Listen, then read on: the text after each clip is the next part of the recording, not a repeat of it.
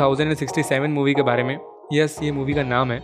ये अभी 2 अक्टूबर 2020 को रिलीज हुई है और ये एक साईफाई जॉनर की कैटेगरी में आती है। और पहले रिव्यू की बात करें तो साईफाई फैंस के लिए हाईली रिकमेंडेड है ये मूवी। मुझे पर्सनली काफी पसंद आई, बट इसके रिव्यू काफी मिले जुले आ रहे हैं। कोई इसको 1 स्टार दे रहा है तो कोई 10 आउट ऑफ 10। ये सबके टेस्ट की बात होती है। सो मूवी पे आते हैं तो इसके टाइटल से ही पता चल रहा होगा मूवी फ्यूचरिस्टिक है।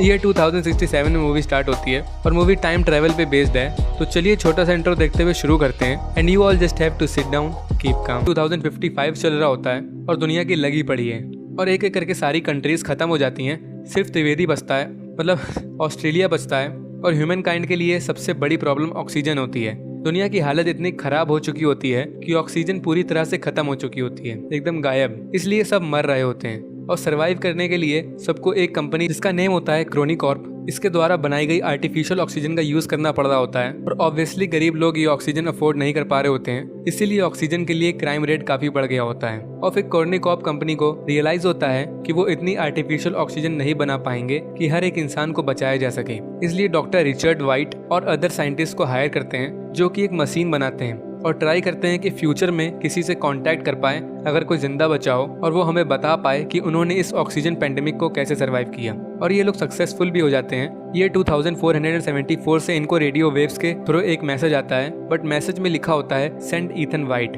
सब कंफ्यूज हो जाते हैं कि आखिर ये ईथन वाइट कौन है और 400 साल बाद वाले बंदे को, फ्यूचर वाले बंदे को इस इंसान से क्या चाहिए। तो ईथन वाइट इन्हीं डॉक्टर रिचर्ड वाइट का 8 साल का लड़का होता है। बट फिर कुछ टाइम बाद डॉक्टर रिचर्ड वाइट मिसिंग हो जाते हैं और ईथन की मॉम का ऑक्सीजन मास्क की वजह से मर्डर हो जाता है। बट ईथन को जूड, एक स्ट्रेंजर होता है, वो इसको बचा लेता है और अब जूड इसकी देखभाल करता है, इसको बड़े भाई की तरह पालता है और फैमिली की तरह इसकी केयर करता है। और ये दोनों बड़े हो जाते हैं और अब ये 2067 होता है और ये दोनों अपनी लाइफ न्यूक्लियर पावर रिएक्टर को सही करने में बिता रहे होते हैं ताकि सिटी में इलेक्ट्रिसिटी और ऑक्सीजन फ्लो होती रहे। ये यहाँ पूरे जोश के साथ काम करते हैं क्योंकि ईथन की एक गर्लफ्रेंड होती है जेंथी, जिससे वो काफी प्यार करता है। बट वो सिक होती है और उसका कोई क्योर नहीं मिल रहा होता है क्योंकि इस प्लेनेट में अब कोई भी पेड़ पौधे नहीं होते। इसलिए ईथन अपने वर्क में काफी मेहनत करता है पैसे कमाने के लिए ताकि वो जेंथी को सारे ऑक्सीजन मास्क प्रोवाइड कर सके। बट फिर एक दिन इन दोनों भाई को उसी कॉर्निकॉर्प कंपनी में बुलाया जाता है और उसकी हेड ईथन को बताती है कि उनको 474 साल आगे फ्यूचर से एक मैसेज रिसीव हुआ है, send Ethan white. I know आप काफी कंफ्यूज हो गए कि ये बात तो काफी पुरानी है, जब ईथन 8 साल का था, बट अभी आगे मैं एक्सप्लेन करूंगा। Back to the story. फिर ये कंपनी की हेड ईथन से बोलती है कि तुमको हम टाइम मशीन से टाइम में आगे भेजेंगे जैसा वहाँ के लोग चाहते हैं और तुम उन लोगों से मिलोगे और पता करोगे कि सर्वाइव कैसे करें इस पेंडेमिक को। बट प्रॉब्लम ये होती है कि साइंटिस्ट बस ईथन को फ्यूचर में भेज सकते हैं, बट वापस आने का रास्ता उसे खुद ढूंढना पड़ेगा। और ऑब्वियसली ईथन डर जाता है और जाने से मना कर देता है क्योंकि उसको जेंथी की फिक्र होती है। बट जूड और जेंथी इसको समझाते हैं कि दुनिया को सेव कर सकते हो तुम। और फिर थोड़ी बहस के बाद ईथन मान जाता है फ्यूचर में जाने के लिए और ये रेडी होता है और साइंटिस्ट इसको एक AI मशीन देता है, आर्ची, लाइक सिरी और कोर्टाना। और टाइम मशीन का यूज करके ईथन को फ्यूचर में फेंक देते हैं और ये आसमान से वहाँ गिरता है, पर इसको कुछ होता नहीं है इसके सूट की वजह से, लेकिन इसका सूट जल जाता है। और वहाँ ये जंगल में होता है तो ये काफी खुश होता है क्योंकि इसको ऑक्सीजन मिल रही होती है और लगभग 400 साल बाद अर्थ ने अपने आप को वापस हील कर लिया होता है। बट वहाँ लिविंग लाइफ का ईथन को कोई नामो निशान नहीं मिल रहा, ना कोई एनिमल का ना कोई इंसान का। और ईथन का मेन पर्पस फ्यूचर में आने का ये होता है कि इसको अपनी गर्लफ्रेंड की लंग सिकनेस के लिए क्योर ढूंढना होता है। और इसको वहाँ एक स्ट्रेंज चीज दिखती है, इसको एक स्केलेटन पड़ा दिखता है जो कि यही होता है। उसके सूट में इसी का नेम लिखा होता है, ईथन वाइट, और हेड में बुलेट का होल होता है। पहले तो इसे बिलीव नहीं होता, बट ईथन के हैंड में एक रिस्ट बैंड होता है, लाइक ओमनीट्रिक्स, जो कि इसके डैड ने इसे इस बर्थडे में गिफ्ट की थी, इसके हाथ में चिपका दी थी एक्चुअली। और ये रिस्ट बैंड कभी नहीं निकलता, ये इसके हैंड में बोन से जाके चिपक गया था। और ईथन को उस स्केलेटन के हाथ में भी सेम रिस्ट बैंड दिखता है, जिससे कंफर्म हो जाता है कि स्केलेटन इसी का है। बट इस मरे हुए ईथन के रिस्ट बैंड में ग्रीन लाइट जल रही होती है और जिंदा ईथन के बैंड में रेड लाइट। और जैसा इस जिंदा ईथन के पास एक आर्ची होता था, सेम इसके स्केलेटन के पास भी एक बहुत ओल्ड आर्ची होता है, बट वो वर्क कर रहा होता है। और ईथन उसमें लास्ट ऑडियो रिकॉर्डिंग सुनता है तो एक आदमी ईथन को मार रहा होता है और गन की आवाज आती है। और जैसे आपको इस टाइम कुछ समझ नहीं आ रहा है, सेम ईथन को भी कुछ समझ में नहीं आ रहा था, like what the hell is going on. But और फिर आर्ची की हेल्प से ईथन वहाँ सराउंडिंग में घूमता है और फिर रात में एक बेरी खा लेता है जो कि एक्चुअली एक पॉइजनस बेरी थी। और ईथन को बहुत पेन होता है और वो काइंड ऑफ मरने लगता है। बट तभी आसमान से कुछ चमकता हुआ जमीन में गिरता है और एक आदमी आता है जो कि ईथन को मरने से बचा लेता है इसको एंटीडोट देके।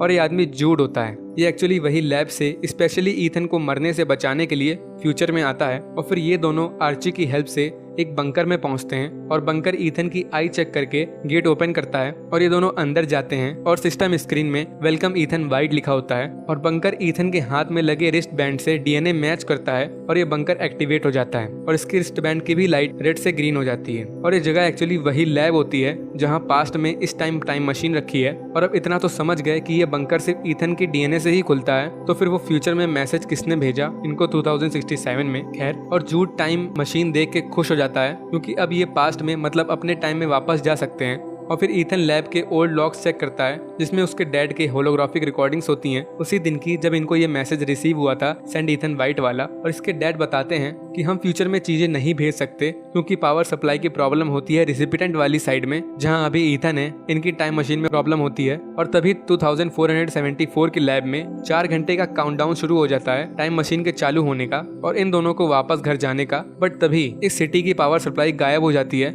और इनके पास 4 घंटे होते हैं इसको सही करने के लिए, वरना ये दोनों वापस नहीं जा पाएंगे अपने टाइम में। इसलिए इनको सिटी के न्यूक्लियर रिएक्टर को जाके सही करना होगा ताकि पावर वापस आ सके। और ये दोनों निकलते हैं और सिटी को जाके फर्स्ट टाइम देखते हैं तो ह्यूमन काइंड पूरी तरह से खत्म हो चुकी होती है, एक इंसान का नामो निशान नहीं होता है। और ईथन पहले जेंथी के क्लासरूम जाता है जहाँ इसकी वाइफ का स्केलेटन और उसके स्टूडेंट्स के स्केलेटन पड़े होते हैं, तो ईथन पूरी तरह से टूट जाता है। और एक्चुअली यहाँ से मोस्ट कंफ्यूजिंग चीज स्टार्ट होती है जब ईथन अपने सो कॉल्ड भाई से ही बहस करने लगता है, उस पे ही शक करने लगता है कि तुम यहाँ क्यों आए, कॉर्निकॉर्प कंपनी ने मेरी जान बचाने के लिए कोई मेडिक या कोई सोल्जर क्यों नहीं भेजा, उन्होंने तुमको क्यों भेजा। और फिर ईथन फिर से उस आर्ची की रिकॉर्डिंग सुनता है तो इसको रियलाइज होता है अदर पर्सन जो ईथन को गोली से मार देता है वो एक्चुअली जूड की ही वॉइस होती है और जूड को कोई आइडिया नहीं होता है कि यहाँ क्या चल रहा है और जूड गन निकाल के ईथन के ऊपर तान देता है। अब ये गन कहाँ से आई, really what the hell is going on.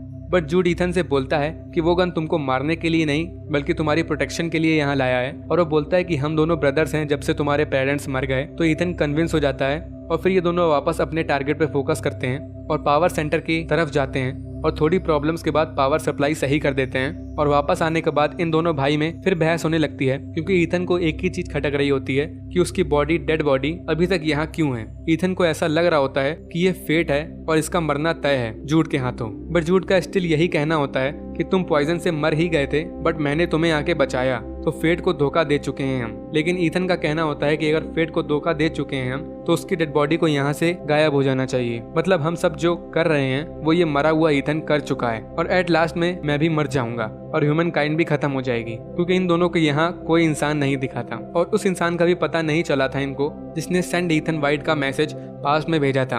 और फिर ईथन और ओल्ड लॉग्स चेक करता है जिसमें इसको पूरी सच्चाई दिखती है कि डॉक्टर वाइट समझ जाते हैं कि कॉर्निकॉर्प की हेड के इरादे दुनिया बचाने के नहीं है, इसको सिर्फ अपनी और अपने कुछ लोगों की फिक्र है और इसलिए वो फ्यूचर में जाके न्यू लाइफ शुरू करना चाहती है। और डॉक्टर वाइट उसके प्लान में साथ देने से मना कर देते हैं और ये हेड डॉक्टर वाइट को मार देती है और ईथन की मॉम को भी मरवा देती है। और जूड एक्चुअली में कॉर्निकॉर्प के लिए ही काम करता था और इसको ईथन का गार्डियन बना दिया गया था ईथन के पेरेंट्स के डेथ के बाद और केयर करने के लिए बोला गया था क्योंकि ये कॉर्निकॉर्प की हेड जानती थी ईथन ही इन सब की है, उसी के डीएनए से लैब ओपन होगी। और ये देख इन दोनों भाई की काफी लड़ाई होती है और ईथन अपना प्लान बदल देता है यहाँ से वापस पास्ट में जाने का। और फ्लैशबैक में पास्ट के 2067 का सीन दिखाते हैं कि कॉर्निकॉर्प की हेड रेडी होती है ईथन के वापस आने के लिए और उसने कुछ लोग जमा कर लिए होते हैं जिनको ये फ्यूचर में ले जाने के लिए तैयार कर रही होती है और अपना तो खुद जाती ही। और इसका प्लान था जब ईथन यहाँ आएगा तो उसको गोली मार देंगे और हम फ्यूचर में चले जाएंगे। बट इस टाइम ईथन काइंडा समझ गया था